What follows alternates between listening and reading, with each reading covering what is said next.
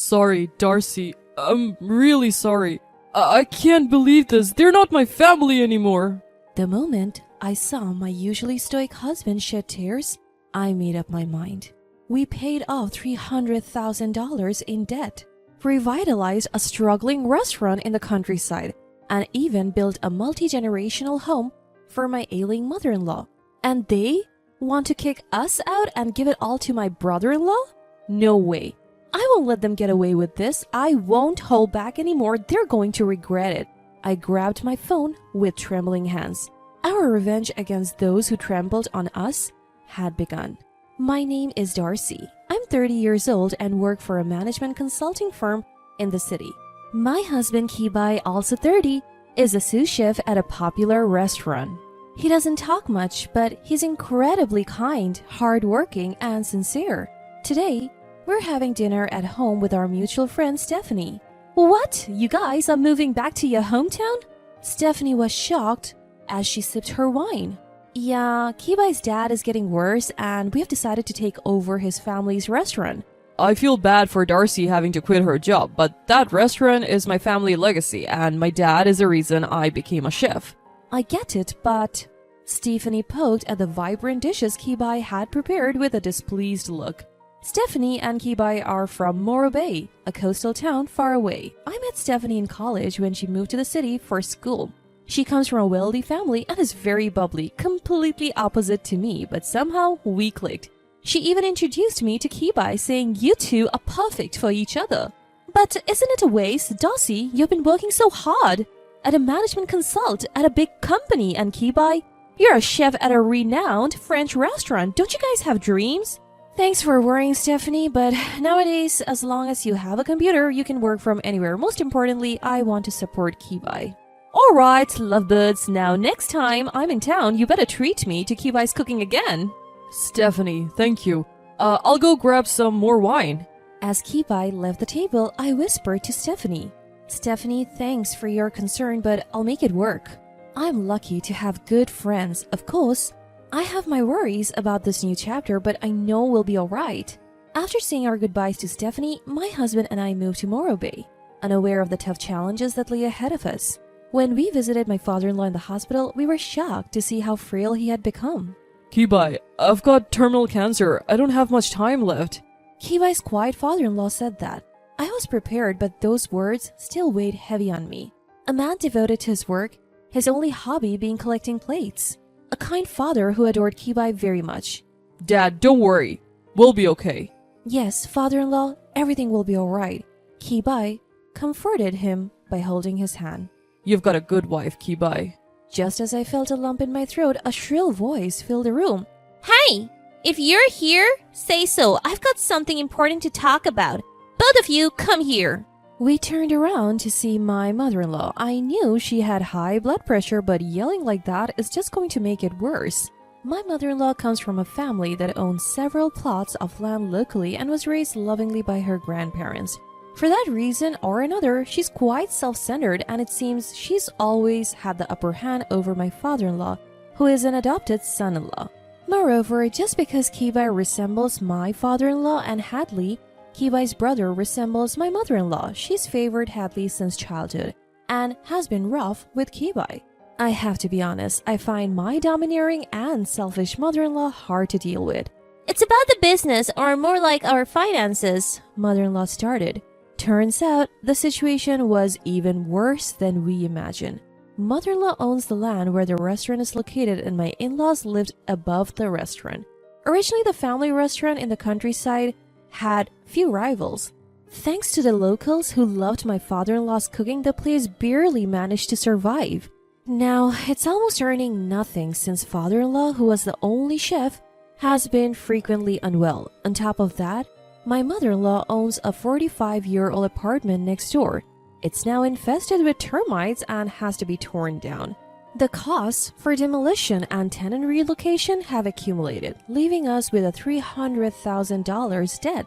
Mom, why'd you let it get to this point? Just sell the restaurant and the land. What are you talking about? This land has been in our family for generations. We can't just sell it. People need this restaurant. Your dad would be devastated. You don't get it because all you know is cooking. Do something, I'm getting old. Kibai, I'll help too. Let's pull through this. So Kibai and I focused on paying off the debt, reviving the restaurant. I had $350,000 inherited from my wealthy father who passed away 2 years ago. When I suggested using it for repayment, Kibai repeatedly thanked me. I had wanted to use the money for other dreams, but now isn't the time to be choosy. Fortunately, Kibai is quite skilled in the kitchen, Kibai's food is just as good as Dad's. said the local customers who started coming back. I used my background in business consulting to improve the parking, decor, and online presence.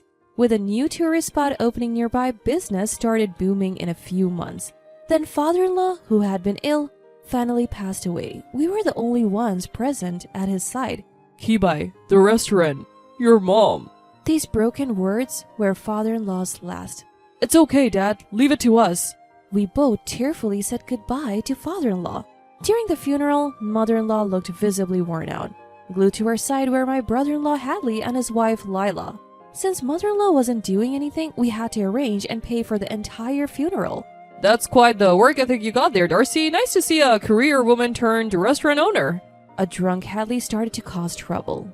Kibai had worked hard to pay for his culinary school while being abandoned by mother-in-law with almost no money.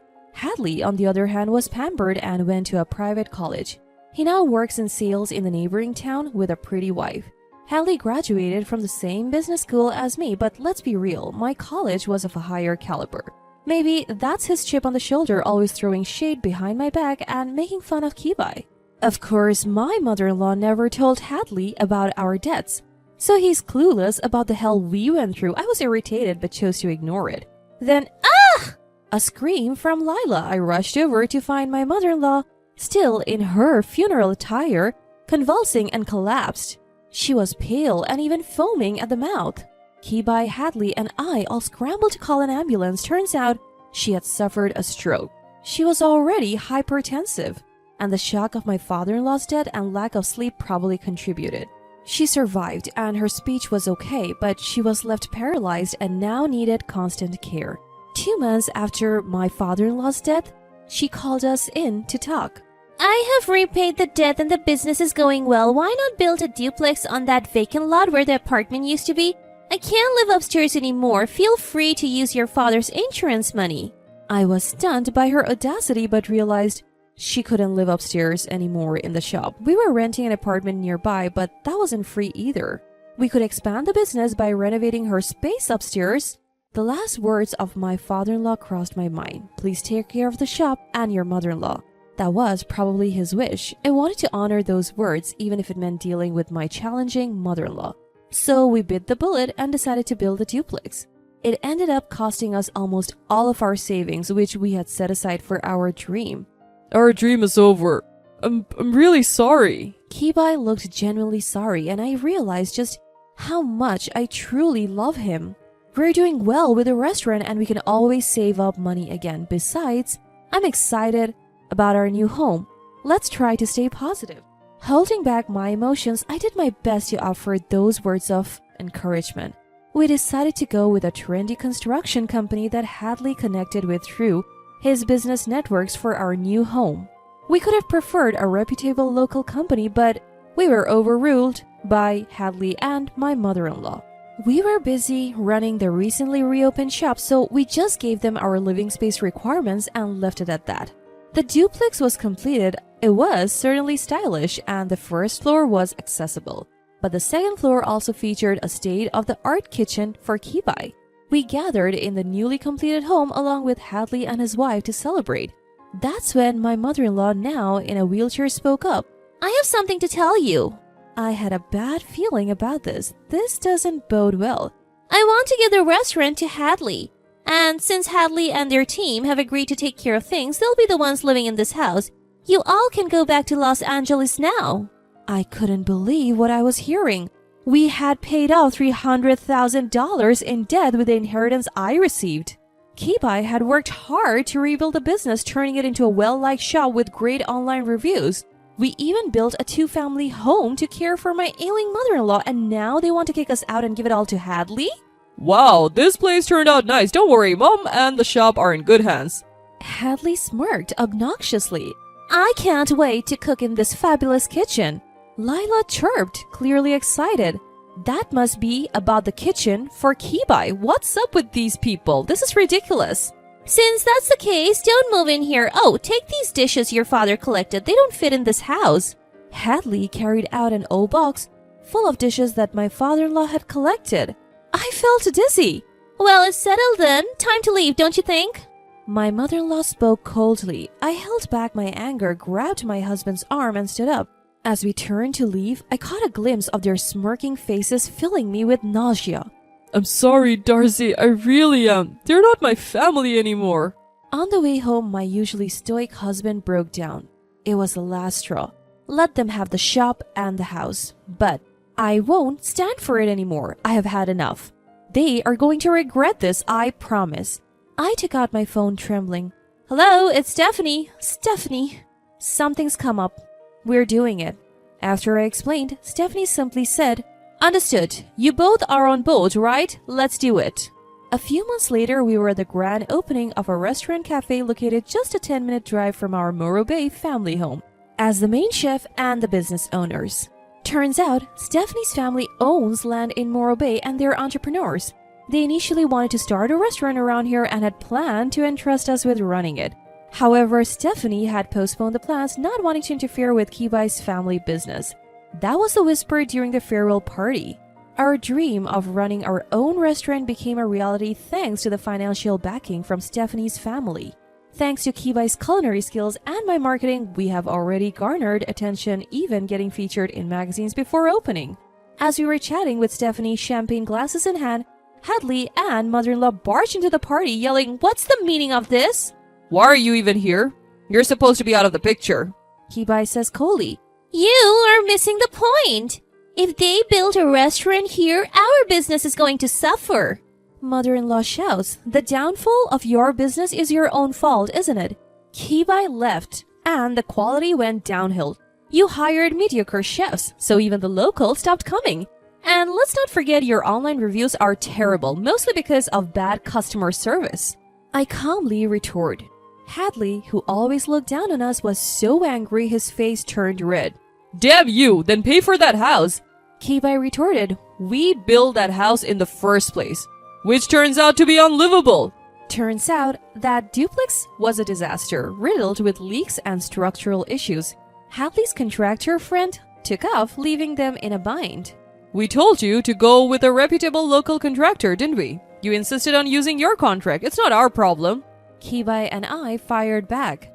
And didn't I hear that Lila left? It's impossible to run a failing restaurant and take care of mother-in-law. This woman? Hadley lunged at me.